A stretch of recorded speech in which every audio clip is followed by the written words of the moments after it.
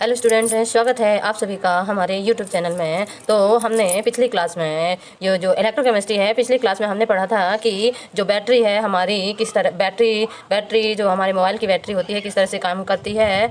तो और हमने पढ़ा था डेनियल सेल की। डेनियल सेल में एक बीकर में एक में होता है, इसमें एक में जिंक की रॉड डली होती है, एक में कॉपर की रॉड डली होती है। जिंक सल्फेट का एक सोल्यूशन होता है, कॉपर सल्फेट का विलयन होता है। जिंक में एनोड रॉड होती है और कॉपर में कैथोड रॉड होती है। और इसे दोनों को एक यू आकार की नली से जोड़ा जाता है जिसे हम लवण सेतु कहते हैं। और इसके बीच क्या भरा होता है, KCl का लिक्विड भरा होता है। और जो इन दोनों को एक वोल्ट मीटर से जोड़ा जाता है जो 1.1 का वोल्ट मीटर होता है। ठीक है, तो इसमें जब रिएक्शन होती है तो ये इससे जो एनोड से कैथोड की ओर करंट दौड़ता है जिससे बिजली बनती है। ठीक है, अब हम देखते हैं आज का हमारा टॉपिक रहा है मानक इलेक्ट्रोड विभव। ठीक है, हमने पिछली क्लास में जो पढ़ा आपको बताया, आप सभी ने रिवाइज किया होगा कि आज हमारा टॉपिक हम देखते हैं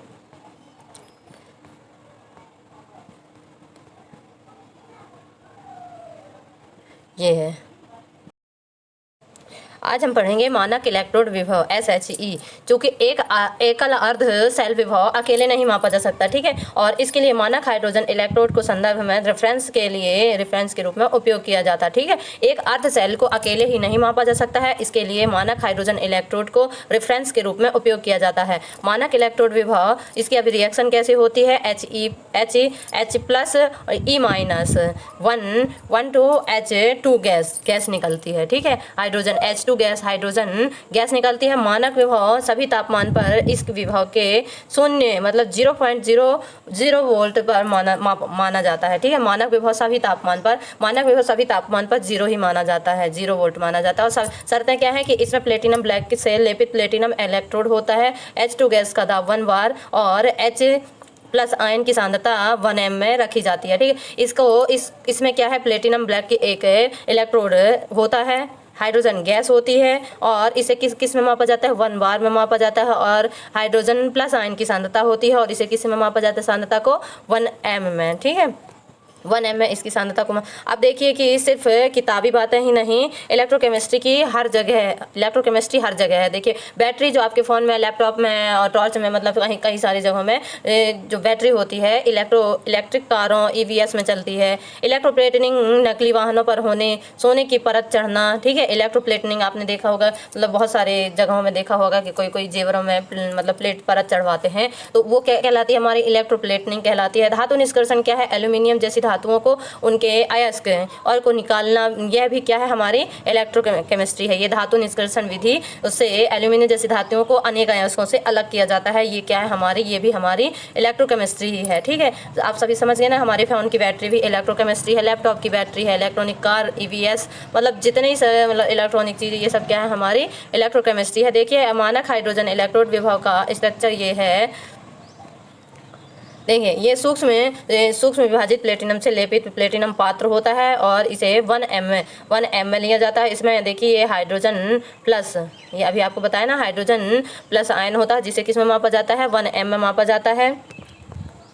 ये H2 गैस, ये प्लेटिनम ब्लैक की एक प्लेट होती है और इसमें H2 गैस होती है और इसे किस में मापा जाता है, 1 बार में मापा जाता है। ठीक है, ये हाइड्रोजन क्या है, हमारा हाइड्रोजन इलेक्ट्रोड विभव है। ठीक है,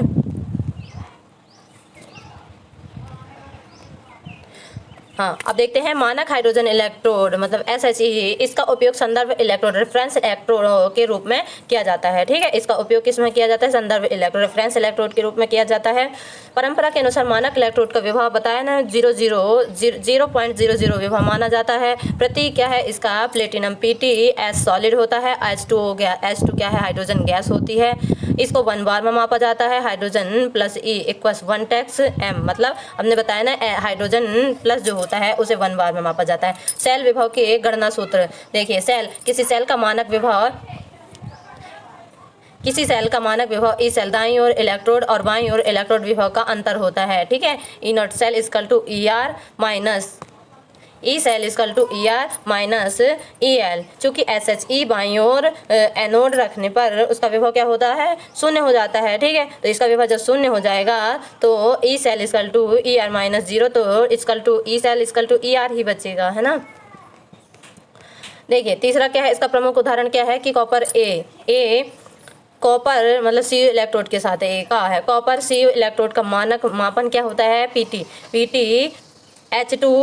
H2 को 1 बार में लिया जाता है, ठीक है। हाइड्रोजन गैस को 1 बार में मापा जाता है, हाइड्रोजन प्लस आयन को 1 m में मापा जाता है, और Cu2 प्लस एक्वस होता है, इसे भी 1 m में मापा जाता है, ठीक है। मापित क्या है, EMP, इसका EMF दिया हुआ है 0.34 वोल्ट, ठीक है। अब इसका निष्कर्ष देखते हैं। यहाँ पर ई नॉट इसका धनात्मक मान प्लस यह दर्शाता है, ई नॉट का मान यह दर्शाता है कि Cu2 plus ion H plus आयनों की तुलना में आसानी से रिडक्स हो जाते हैं और कॉपर HCl में नहीं घुलता है, ठीक है। ये बताते हैं निष्कर्ष में कि जो धनात्मक मान है, ई जो धनात्मक मान पर दर्शाता है वो Cu2 प्लस आयन और H प्लस आयन की तुलना में आसानी से अपचयित हो जाते हैं, ठीक है। तो ये जो कॉपर HCl नहीं घुलता, कॉपर है HCl में नहीं घुलता है, ठीक है। खा है क्या, ये जिंक एनोड का मापन, जिंक एनोड का मापन क्या है, जिंक एनोड Zn का मापन क्या है, PtSH2, ये बताया ना। इसको 1 बार, हाइड्रोजन गैस को 1 बार में मापा जाता है और हाइड्रोजन आयन को 1 m में, और Zn2 प्लस को 1 m में, Zn को मापित इसको 0.76 वोल्ट में मापा जाता है जिंक इलेक्ट्रोड को। और इसका जो ऋणात्मक मान क्या दर्शाता है कि hydrogen H plus ion zinc को अस्वीकृत मतलब ऑक्सीडाइज करता है, यानी जिंक हाइड्रोजन आयनों को अपचयित करके हाइड्रोजन गैस बना सकता है, ठीक है। महत्वपूर्ण इसका निष्कर्ष क्या दिया हुआ है कि देखिए, धनात्मक मान, यदि इलेक्ट्रोड विभव धनात्मक है तो इसका अर्थ है कि वह आयन H प्लस आयनों की तुलना में आसानी से रिडक्स हो जाता है, जैसे Cu2 प्लस ऐसे पदार्थ अम्लों से हाइड्रोजन गैस विस्थापित नहीं करते हैं, जो आसानी से अपचयित हो जाते हैं, जैसे Cu2 प्लस है, ऐसे पदार्थ क्या अम्लों से हाइड्रोजन गैस विस्थापित नहीं कर पाते हैं। ऋणात्मक मान, जो यदि मान ऋणात्मक है तो इसका अर्थ है कि हाइड्रोजन आयन धातु आयन की तुलना में अधिक आसानी से अपचयित हो सकते हैं। Zn आयन क्या है, आयन को अपचयित कर सकता है, ये सब हम पहले ही बता चुके हैं। अब देखते हैं हमारा डेनियल सेल की अर्ध अभिक्रिया। डेनियल सेल की अर्ध अभिक्रिया क्या है, डेनियल सेल में होने वाली अभिक्रियाओं को इस प्रकार लिखा जाता है। बायां इलेक्ट्रोड मतलब oxidation Zn right now Zn2 plus aqueous 1 m plus 2e electron निकल रहा है, और दायां इलेक्ट्रोड में रिडक्शन होता है, तो Cu2 plus m plus 2e electron right now Cus, ठीक है। यहाँ पे 2 इलेक्ट्रॉन जुड़ेंगे तो Cu बनेगा, और ये Zn में ऑक्सीडेशन रिएक्शन हो रही है तो इसमें से 2 इलेक्ट्रॉन निकल रहे हैं, ठीक है। अब देखिए, अब आप सभी ने पिछली कक्षा में इलेक्ट्रोड विभव के बारे में पढ़ा था, जो बताता है कि जब धातु की छड़ को उसी के लवण विलयन में डुबोया जाता है तो कितना विभव बनता है। तो परिभाषा मानक, लेकिन यदि हम तापमान को 25 डिग्री सेल्सियस, लेकिन मानक परिस्थिति में, लेकिन यदि हम तापमान को 25 डिग्री सेल्सियस में 298 के दाब को 1 atm विलयन की सांद्रता कंसंट्रेशन को 1 m इकाई कर दें तो उस समय जो इलेक्ट्रोड विभव मापा जाता है उसे मानक इलेक्ट्रोड विभव कहते हैं, ठीक है। मानक इलेक्ट्रोड विभव है क्या बताया गया है कि यदि 25 डिग्री सेल्सियस में 298 केल्विन दाब को 1 atm विलयन की सांद्रता को 1 m कर दे तो उस समय जो इलेक्ट्रोड विभव मापा जाता है उसे क्या कहते हैं, मानक इलेक्ट्रोड विभव कहते हैं। महत्व, इसे ई नॉट से रिप्रेजेंट किया जाता है, यह धातु की इलेक्ट्रॉन त्यागने की या ग्रहण करने की प्रवृत्ति को मापता है, ठीक है। अब आपको याद पता चल गया कि मानक इलेक्ट्रोड विभव क्या है। अब देखते हैं मानक दशाएं। मानक इलेक्ट्रोड विभव के लिए आवश्यक शर्तें हैं कि हम बताया कि टेम्परेचर कितना होना चाहिए, 298 केल्विन या फिर 25 डिग्री सेल्सियस, 25 डिग्री सेल्सियस इसका तापमान होना चाहिए। सांद्रता कितनी होनी चाहिए, 1 m मतलब 1 मोलर होनी चाहिए। दाब कितना, प्रेशर कितना होना चाहिए, 1 atm मतलब गैस इलेक्ट्रोड के लिए यह जानना जरूरी है कि धातु का एक स्थिर मान कॉन्स्टेंट वैल्यू होती है, ठीक है। धातु को मतलब इसको जो दाब होगा 1 atm होना चाहिए, ना जरूरी है कि धातु का एक स्थिर मान होता है, ठीक है। तो इसका जो प्रेशर रहेगा 1 atm रहेगा।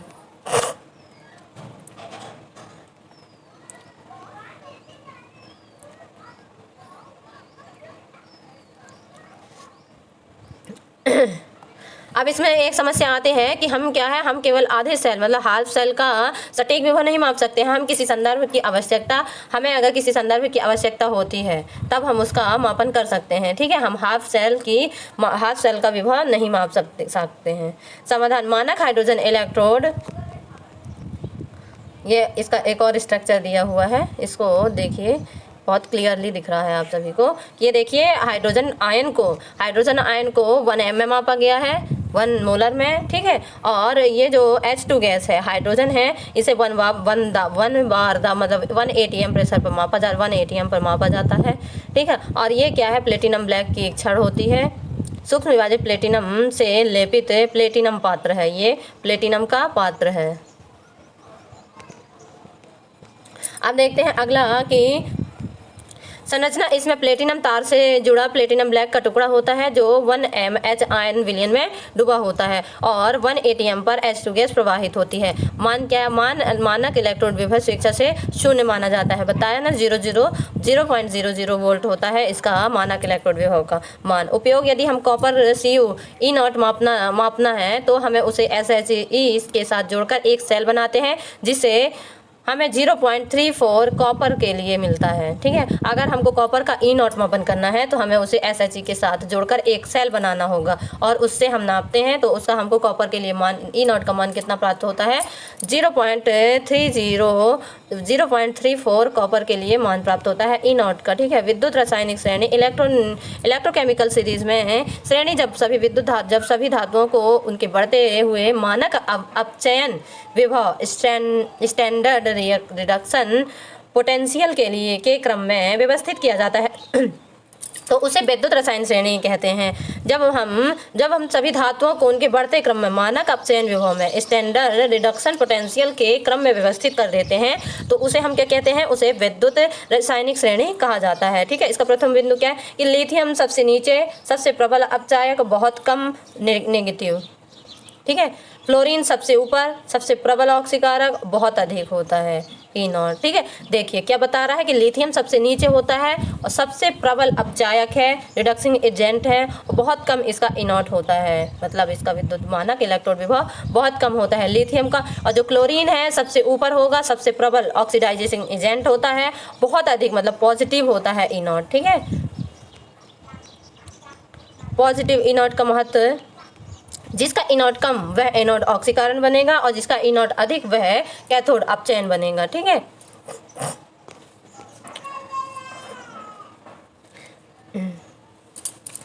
पांचवा है मानक सेल का विभव ई सेल, ठीक है। ई सेल, मानक सेल का विभव ई सेल देखते हैं सूत्र क्या है। इसे किसी गैल्वेनिक सेल का कुल मानक विभव निकालने के लिए फॉर्मूला दिया हुआ है, delta E0 cell equal to E0 cathode minus E0 anode. Note, दोनों मापन अपचयन विभव रिडक्शन पोटेंशियल में होने चाहिए, ठीक है। दोनों का नोट में क्या दिया गया है कि दोनों के मान रिडक्शन पोटेंशियल में होने चाहिए, अपचयन विभव में होना चाहिए।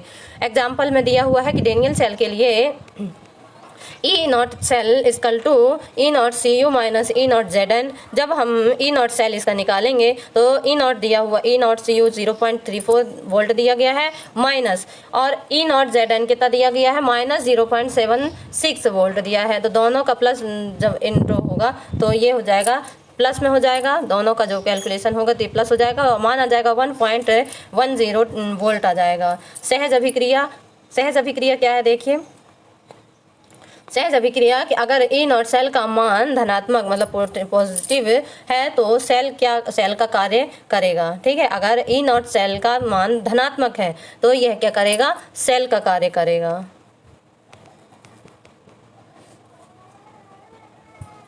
अब हम देखते हैं नर्नस्ट समीकरण, नर्नस्ट इक्वेशन, ठीक है। अब देखते हैं कि नर्नस्ट इक्वेशन क्या है। जब सांद्रता 1 m नहीं होती तब विभव निकालने के लिए नर्नस्ट समीकरण का उपयोग करते हैं। अभी तक हमने 1 m के लिए बात की। अब बताया गया कि जब किसी का मान 1 m नहीं होगा, उससे नीचे होगा तो क्या होगा, तो हम उसका विभव निकालने के लिए नर्नस्ट समीकरण का उपयोग करेंगे। इसका फॉर्मूला क्या दिया हुआ है, E0 equal to E0 minus RT upon में NF इंटू INQ, ठीक है। यह समीकरण E0 का वास्तविक और E से वास्तविकता को E से जोड़ता है, ठीक है। इसका देखते हैं सारांश। निष्कर्ष क्या है कि मानक इलेक्ट्रोड विभव E0 रासायनिक प्रतिक्रियाओं की दिशा और सेल वोल्टेज निर्धारित करने का आधार है। E0 हमेशा अपचयन विभव के रूप में लिखा जाता है। SHE का विभव 0 होता है और E cell equal to E not cathode minus E not anode होता है। ठीक है, नहीं आज के लिए बस इतना ही। और अब कल हम देखेंगे नेक्स्ट समीकरण को डिटेल से समझेंगे। मतलब आज हमने सिर्फ फार्मूला डेफिनेशन बताई हुई है और उसको कल हम डिटेल से समझाएंगे और उसमें कुछ न्यूमेरिकल भी लेके आएंगे। तो तब तक के लिए जुड़े रहिए हमारे चैनल में। यदि आपको हमारा क्लास अच्छी लगती है तो चैनल को लाइक कीजिए, सब्सक्राइब कीजिए, शेयर कीजिए, कमेंट कीजिए। Thank you.